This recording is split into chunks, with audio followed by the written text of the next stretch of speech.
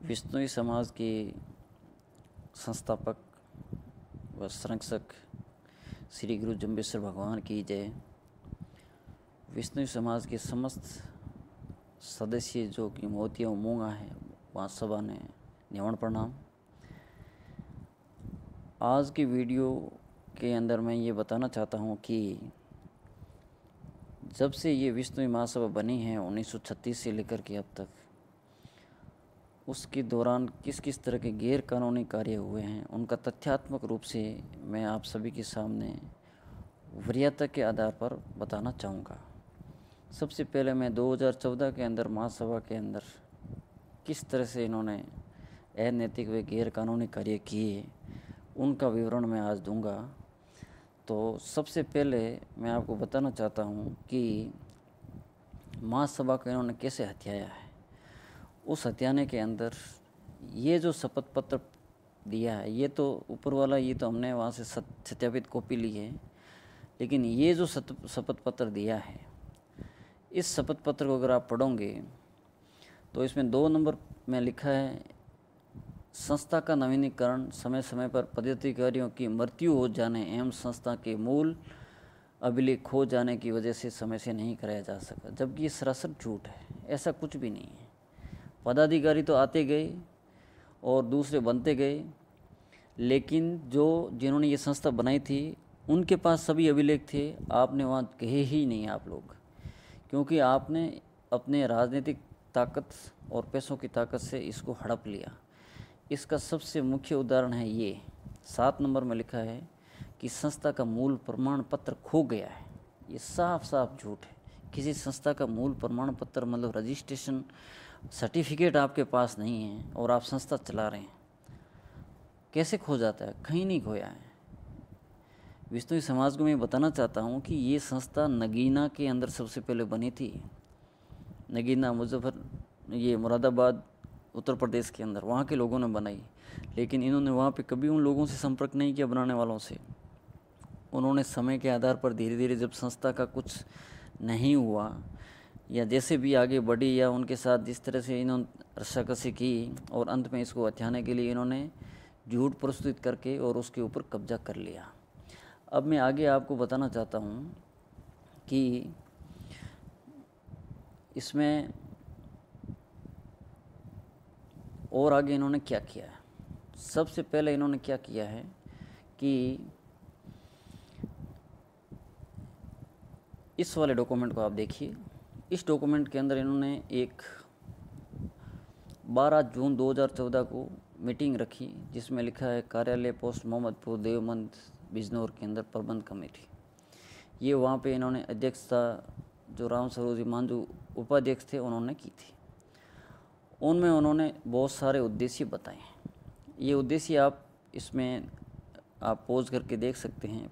5 उद्देश्य यहाँ पे हैं और आगे ये और उद्देश्य है, इसको आप पढ़ लें। लेकिन मुख्य रूप से इसमें आप देखना इसको याद रखना 12 जून 2014 की ये इन्होंने उद्देश्यों का विस्तार किया है।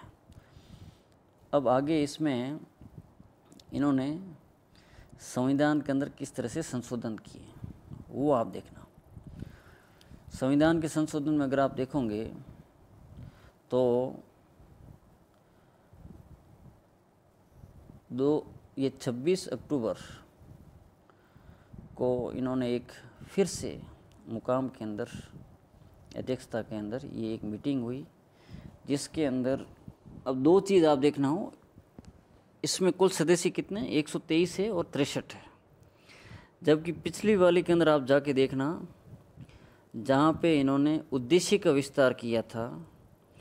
ये मैं दोबारा बताना चाहता हूँ कि उसके अंदर इन्होंने सिर्फ कितने सदस्य थे, दिल्ली में जो आयोजित की गई थी कुल 15 में से 10 सदस्य उपस्थित थे।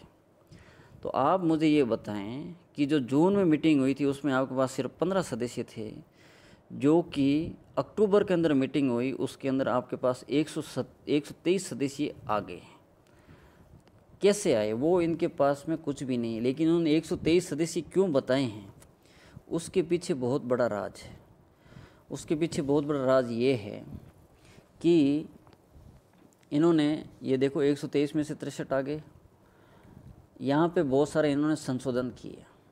पहले तो महासभा के बारे में लिखा है कि अखिल भारतीय विष्णु महासभा, इसको गिना जाए।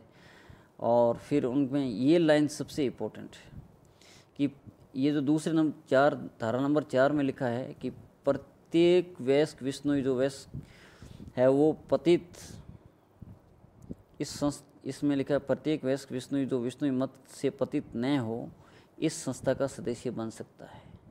वयस्क सदस्य का मतलब क्या हुआ? मतलब 18 साल से ऊपर का। लेकिन इनके एक भी ये सदस्य नहीं बनाते हैं, ये आप सबको पता है।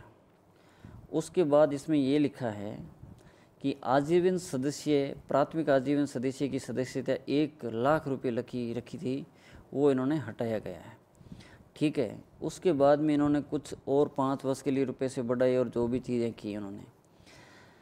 सबसे बड़ी चीज़ इन्होंने क्या की है कि ग्राम सभा से प्राप्त शुल्क सीधा महासभा में आने के 4 नंबर पॉइंट देखें आप। ग्राम सभा से प्राप्त सीधा शुल्क महासभा में आने महासभा उसका 1/4 भाग ग्राम सभा व 1/4 भाग जिला सभा के बैंक खातों में वापस भेजी जाएगी ताकि वे स्थानीय व्यवस्था को चला सके। इस धारा को ही विलोपित कर दिया है। अब अगर इसको विलोपित ही आपने कर दिया है तो जाम्बा के अंदर कुछ दिन पहले तथाकथित अध्यक्ष मोदी जी ये कह रहे थे कि आप वहाँ अकाउंट खुलवा दो, हम आपके पैसे जमा करवा देंगे। अरे आपने तो धारा ही विलोपित कर दी। अगर धारा विलोपित है आपके संविधान के अंदर तो फिर कैसे आप पैसे दोगे वहाँ पे? मतलब दोगला व्यवहार देखो आप। सामाजिक मंच पे आप सीधा सीधा झूठ बोलते हैं। आपकी धारा के अंदर ये लिखा हुआ है और वहाँ पे आप ये बोल रहे हैं कि आप बनाओ अकाउंट। अरे ये तो आपने पहले अगर बोलते ना, पहले आपने इसको विलोपित ही कर दिया। मतलब ऐसा हम पैसे देंगे ही नहीं उनके खातों के अंदर। पैसे लेने हैं ऊपर लिखा हुआ है लेकिन देने नहीं हैं, वो विलोपित कर दिया है आपने। तो इस तरह से ये समाज को गुमराह करते हैं। आप इस चीज़ को देखिए। फिर इन्होंने एक चीज़ की है और इसके अंदर इन्होंने क्या लिखा है, ये 26 अक्टूबर के अंदर 23 सदस्यों और वो उनकी है। इसमें ये वयस्क मत का इन्होंने लिख दिया है। ये देखो यहाँ पे जो काम हुआ है इसके अंदर, ये धारा 4 के 2 नंबर बिंदु के अंदर यहाँ पे पहले जो फीस बहुत ज़्यादा थी ना 1 लाख और वो कुछ तरह से, ये गोवर्धन राम जी आचार्य, डॉक्टर गोवर्धन राम जी आचार्य की वजह से फीस को कम करवाया गया और जो कि 10 रुपये 5 साल के लिए और 100 रुपये स्थानीय शुल्क आजीवन के लिए करवाई गई। इसमें आचार्य गोवर्धन राम जी को समाज को धन्यवाद अदा करना चाहिए कि उस व्यक्ति ने, उस संत ने ये काम करवाया दबाव डला कर। ठीक है। इसके बाद में वही सेम विलोपित करने वाली चीज़ें सब विलोपित कर दी चीज़ें। अब यहाँ पे क्या लिखा था पहले कि महासभा की साधारण सभा में चुने गए सदस्यों की संख्या 125 से अधिक नहीं होगी। ठीक है। अभी तो 292 से भी ऊपर है जो इनकी मर्जी से चलता है। इसमें आगे लिखा है कि अनुपातिक प्रतिनिधित्व चुनाव अधिकारी अपने विवेक से तय करेंगे कि इसमें 25% को ऑप्शन मतलब हुई अलग से बिना चुने हुए सदस्य ले सकते हैं। और वो कौन करेंगे? प्रतिष्ठित व्यक्ति, साहित्यकार, शिक्षाविद, समाज सेवी, प्राण प्रेमी, जीव रक्षक, महिलाएं, साधु संत, गायनाचार्य आदि में से होगा। किसी को ये बुलाते हैं क्या इनको ऑप्शन के अंदर? और जिनकी घोषणा संरक्षक महासभा की राय से करेगा, जबकि यहाँ पे घोषणा संरक्षक महोदय महासभा को तो पूछता ही नहीं है, अपनी मर्जी से करता है। ठीक है। तो ये चीज़ आप देखने लायक है। अब यहाँ से इन्होंने क्या किया है, इसको चेंज किया गया है कि साधारण सभा में चुनकर आए सदस्यों की संख्या का सीधा ही उन्होंने बोल दिया जितने आए चुन करके उसका 25%। पहले से 125 का 25% था अनुपातित, लेकिन अब उस 125 शब्द को ही हटा दिया और क्या कर दिया कि जो चुन कर आएंगे ना उनका 25% होगा। चाहे कितने भी चुन करके आ जाओ, उनका पूरे का को ऑप्शन है वो सेम ये लोगों का नाम लिया है और फिर संरक्षक महोदय जी इनका काम करेंगे। दूसरा आप ये पूरा पढ़ लें कि किसके ऊपर इनका अधिकार है। पूरे समाज की जितनी भी चीज़ें उन सब के ऊपर उनका अधिकार है। ठीक है। कोई भी कहीं पर भी कोई धर्मशाला है, विश्नोई समाज के धर्म में परिश्रम से बनी अन्य संस्थाओं की दशा को सुधारना, उनकी रक्षा देखभाल प्रबंध करना, विश्नोई समाज के सामूहिक चंदे द्वारा बनी गई कोई भी संस्था होगी उस पर अंतिम अधिकार विश्नोई महासभा का होगा। मतलब इनकी देखो किस तरह से तानाशाही चल रही है, हर चीज़ के ऊपर ये कह रहे हैं हमारा होगा। ये 5 की 2 धारा के अंदर इन्होंने परिवर्तन किया है। मतलब सोचने लायक है ये किस तरह से तानाशाह रूप से काम कर रहे हैं। अब संरक्षक जी को इन्होंने कैसे बनाया ये आप देखो, ये भी बड़ी एक विचारणीय बात है कि इन्होंने 22 जून 14 को, एक 12 जून की मैंने आपको बताई थी जिसके अंदर 15 में से 12-13 लोग आए थे। यहाँ पे इनके सदस्यों की कुल संख्या वापस 123 होगी। कितने दिनों के अंदर हुई आप देखना, 12 और 22 10 दिन के अंदर हो, 10 दिन के अंदर इनकी संख्या 123 हो गई है। और उनमें से 72 लोग इसमें आए तो कोरम पूर्ण होगा। कोरम पूर्ण 72 से नहीं होता है, 2/3 होते हैं तब कोरम पूर्ण होता है। ये सोसाइटी एक्ट बोलता है, ठीक है। इसमें क्या लिखा गया है कि महासभा जो भी उसके सचिव ने पढ़ के बोला ये तो इनका रटा रटा ये चीज़ें हैं, ठीक है। गौशाला धर्मशाला बनाना, उद्देश्य देखो कैसे उद्देश्य, निर्धन निराश्र बेरोजगार पिछड़े अंधों मूल बधिर कुष्ठ विकलांग महिलाओं पुरुषों बच्चों के लिए चिकित्सा भोजन वस्त्र मिड डे मील की सुविधा निःशुल्क पुस्तकालय सहायता उपलब्ध कराना। क्या करवा रहे हैं, अभी तो दूसरे लोग पुस्तकालय बनवा रहे हैं, आप लोग क्या कर रहे हैं वहाँ पे पुस्तकालय के अंदर, कुछ भी नहीं कर रहे हैं। विकास हेतु बालक बालिकाओं के विद्यालय की स्थापना करना, कौन से विद्यालय खोले कौन सी जगह ये बताइए आप। प्राथमिक स्तर से लेकर उच्च स्तर तक शिक्षा इत्यादि की व्यवस्था करना, जन हितार्थ निःशुल्क धर्मार्थ चिकित्सालय डिस्पेंसरी मोबाइल डिस्पेंसरी विधवाश्रम महिलाओं के लिए पुरुषों के लिए शॉर्ट स्टे होम धर्मशाला आदि की स्थापना। अरे शर्म करो शर्म। मुकाम मेले में आने वाली जो आम आदमी है जिनके ठहरने की जगह नहीं होती है वो कहाँ पे नहाते हैं, कहाँ पे धोते हैं, कहाँ पे शौचालय करते हैं खुले के अंदर। एक तो धर्मशाला आपकी वहाँ पे बन नहीं सकती आम नागरिकों के लिए और लंबी लंबी यहाँ पे आप हाँक रहे हो और लिखा हुआ है। शर्म करो आप लोग, शर्म। मलिन ये ग्रामीण और उनमें मलिन बस्तियों के विकास हेतु, और ये देखोगे ना तो आपको ऐसा लगेगा कि ये किस तरह से समाज को मतलब कि गुमराह करते हैं। ज़रूरतमंदों के लिए लंगर की व्यवस्था, बहुत कुछ चीज़ें, ठीक है, इतनी सारी चीज़ें लिखी है। अब यहाँ पे यहाँ एक सबसे बड़ा हुआ है जो मैं आपको बताता हूँ। धारा 5 के अंदर, धारा 5 में ये लिखा है कि संरक्षक को पद सृजन करना और उसका अधिकार बढ़ाना। इस डॉक्यूमेंट की वजह से आज समाज भुगत रहा है, इस डॉक्यूमेंट की वजह से। इसमें संस्था के महासचिव ने उपस्थित सदस्यों जो कि 2/3 नहीं है और चुने हुए भी नहीं है तो भी को अवगत कराया कि नियमावली में संरक्षक पद व उसके अधिकार बढ़ाए गया है जो निम्न प्रकार है। सीधे ही बढ़ा देना, आन सिर्फ अवगत कराया है, ठीक है। वो लोग सदस्य बैठा रहे, अब्बा ने सिर्फ अवगत कराया, अपनी मर्जी हूँ महासचिव साहब ने। भारतवर्षीय विश्नोई महासभा में एक संरक्षक पद होगा। संरक्षक को महासभा के सदस्य राय से महासभा में सहवर्ण मतलब कि को ऑप्शन होते हैं ना जो जिनको मनोनीत करते हैं उन सदस्यों की नियुक्ति करने का अधिकार होगा। आजकल तो ये भाई साहब तो ऐसे लगे हैं पेन लेके कि पूरी की पूरी कार्यकारिणी ही बना रहे हैं, कोई चुनाव नहीं कुछ नहीं। जो ग्राम सभा में आज की तारीख में अध्यक्ष महोदय जो ग्राम सभा में जीते हुए नहीं हैं वो भी महासभा के अध्यक्ष बने हुए हैं। किस तरह से कानून का ये खिलवाड़ कर रहे हैं ये देखो आप, ठीक है। उसके बाद में क्या बोला, उक्त प्रस्ताव को उपस्थित सभी सदस्यों ने सर्वसम्मति से पारित किया। अरे भाई ये जो आपने इकट्ठे किए हैं ये तो एक भी चुने हुए नहीं हैं क्योंकि 2014 से पहले तो चुनाव ही नहीं हुए। आपने कैसे इनको ये मतलब ये हो सकता है। इसीलिए इस बात की लड़ाई है, सिर्फ इस बात की लड़ाई मतलब कानूनी लड़ाई है कि चुने हुए सदस्य आपके पास नहीं हैं। आपके पास जो सब के सब सदस्य कोऑप्टेड है, उन कोऑप्टेड सदस्यों मतलब कि कोऑप्शन का मतलब है कि मनोनीत है, उन सदस्यों की उपस्थिति के अंदर आपने संरक्षक मोदी जी को बना दिया और उनको ये अधिकार दे दिए और अधिकार भी इतने दे दिए कि आप सोच भी नहीं सकते, ठीक है। तो ये जो चीज़ है, अब इसमें आगे क्या लिखा है, प्रधान महासभा का चुनाव विशेष समिति यानी साधारण सभा के सदस्य करेंगे।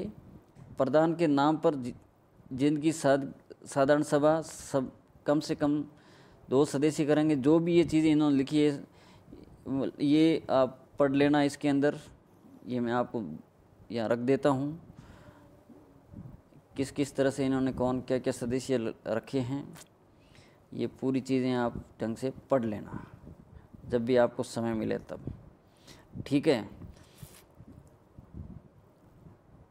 यहाँ पे ये लिखा है कि देवमल बिजनौर परिवर्तित करके भारतवर्षीय विष्णु महासभा का जो मुरादाबाद तथा क्षेत्रीय कार्यालय इन्होंने मुकाम करके ये भी एक इन्होंने प्रस्ताव डाला है, ठीक है।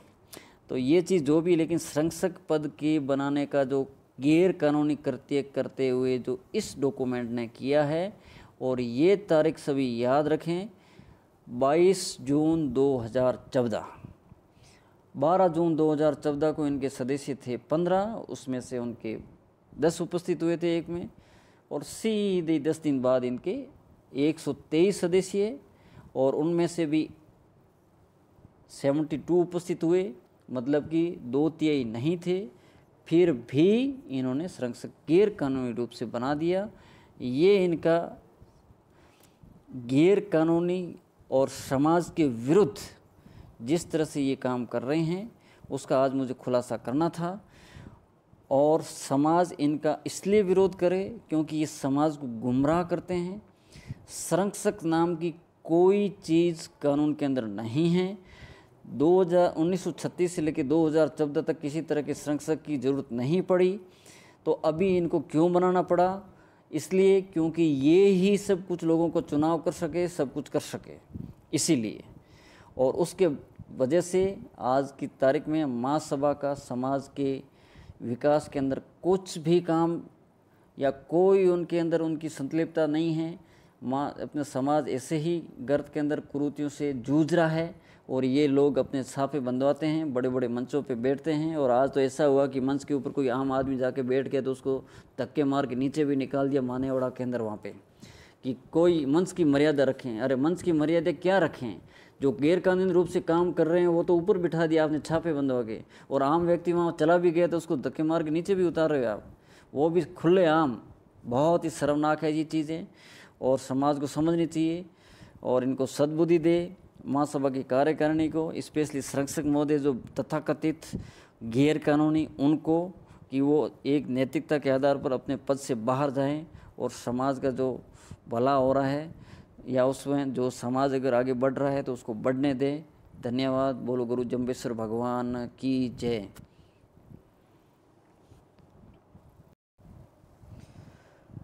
निमण प्रणाम विष्णु समाज के सभी सज्जनों को।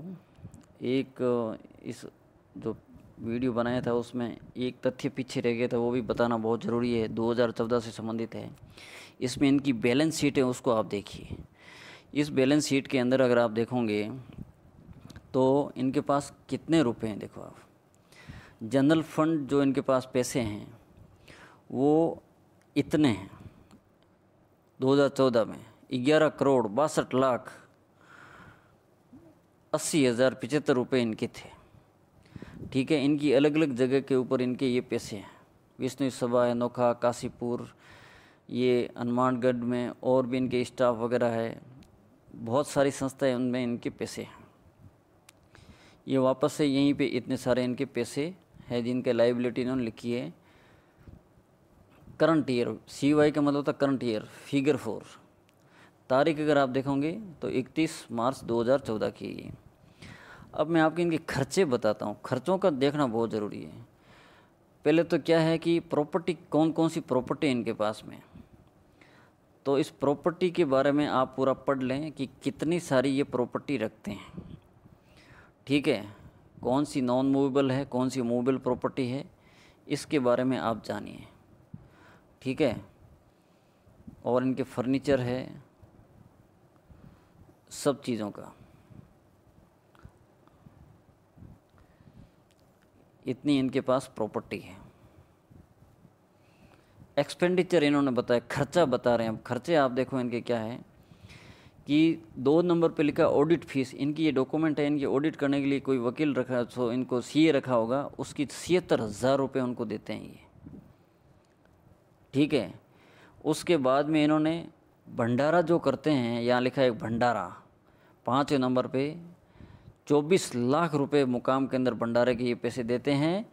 और 9,41,000 का भंडारा इनका दिल्ली में होता है।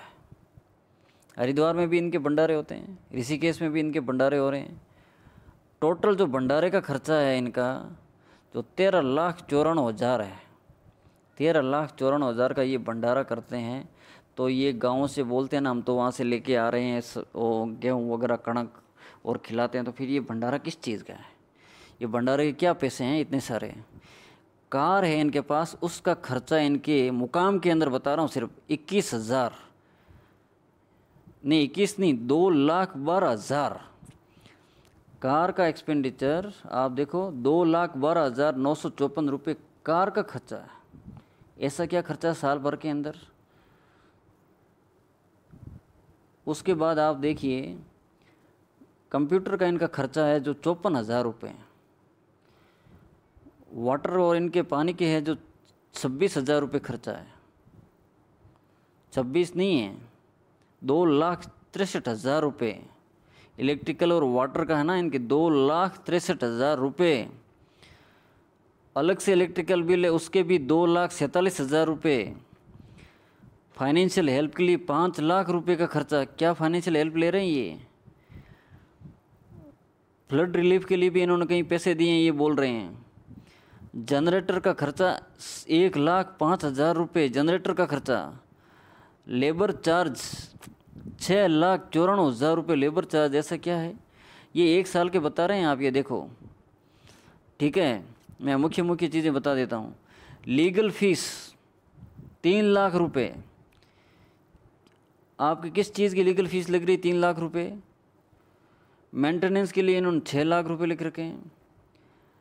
न्यूज़ पेपर के लिए भी मुझे लग रहा है ये फिगर कुछ समझ में नहीं आ रहा है, कुछ 1,36,000 रुपये का इनका न्यूज़ पेपर का चार्ज है। नहीं, न्यूज़ पेपर का नहीं है ये, कोई मिसलेनियस एक्सपेंडिचर उसका खर्चा है ये।